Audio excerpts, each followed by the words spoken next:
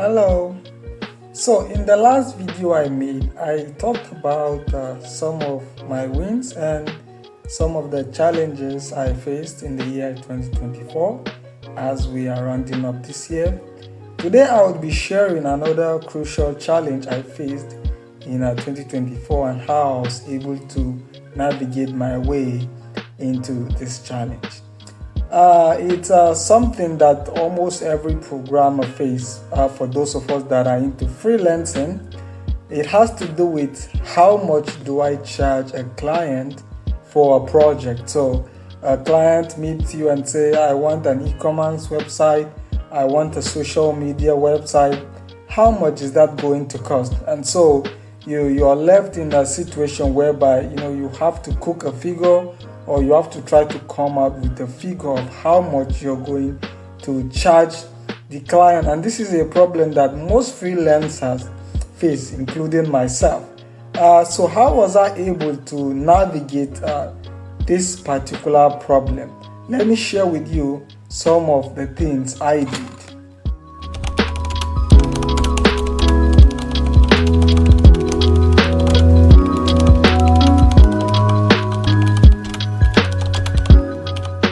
Which I would say was the inefficient way, was to just kind of imagine in my head how complex is the task, how long is it going to take me to build the whole project, and then I can just give a rough estimate of what the price is going to be.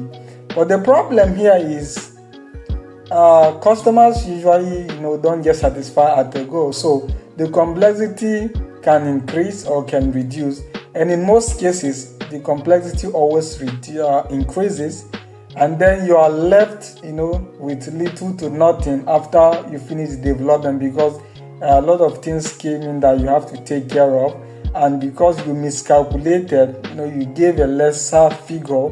At the end you don't have anything much more tangible to take home.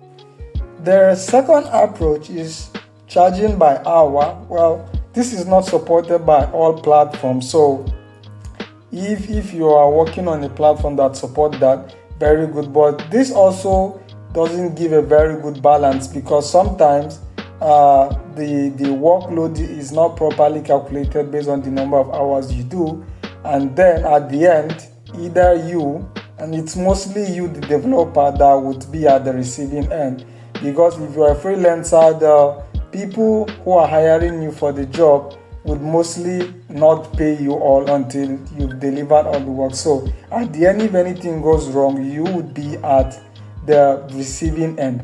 So what is this way that you can easily negotiate for work, and then at the end everyone goes home happy and no one is cheated? Here is how I do it. So after a little research, I got to understand that as developer, I usually miss out some things, which most of us usually do. That is the requirement gathering phase of a project. So most of us, once we land a project, we just jump into our text editor and we start writing code. We start building the solutions immediately, neglecting very, very crucial part of the project. And the number one is the requirement gathering. So during the requirement gathering phase, you get to know more about the company that is hiring you, or the business that is hiring you. What is their value? What is their estimated income?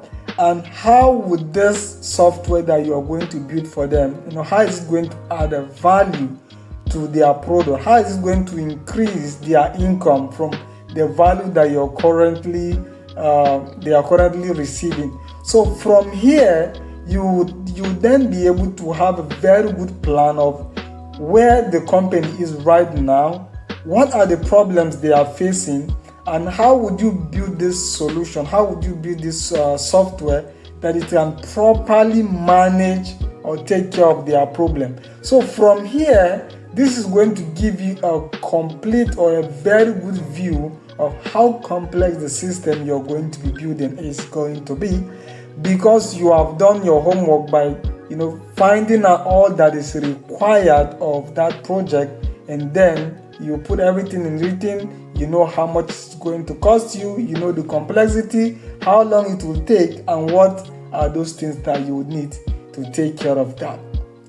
Well, in some cases, you would not necessarily get access to all of this information because companies and businesses have different operating policies. So some might give you access to information about their business to help you build that software, while some will not do that, or they will give you limited information.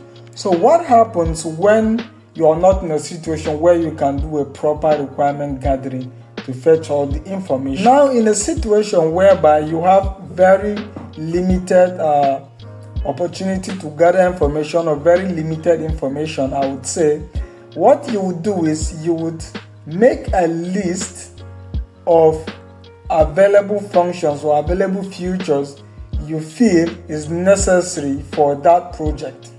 And while you are making this list, you're going to make it in a hierarchical order from 1, 2, 3, 4, or 5, or 10, depending on how complex the project is.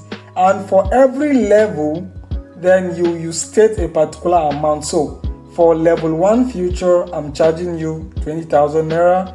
For level 2 feature, it's going to cost you 80,000. For level 3 feature, it's going to take you 300,000, and so on until you get to the last level. Now it's left for the business, because they understand these things very well. It's left for them to pick which of the level properly suit what they are looking for. So if you insist that you want me to build your software for level 2, you're going to pay me for level 2. I would make sure that I am only building the features for level 2. Anything level 3, 4, 5, you're not going to get it. If you need that, then we renegotiate for the new value I'm going to be adding, and you're going to pay me. That way, nobody goes home cheated. They pay for exactly what they get. So let me quickly reiterate.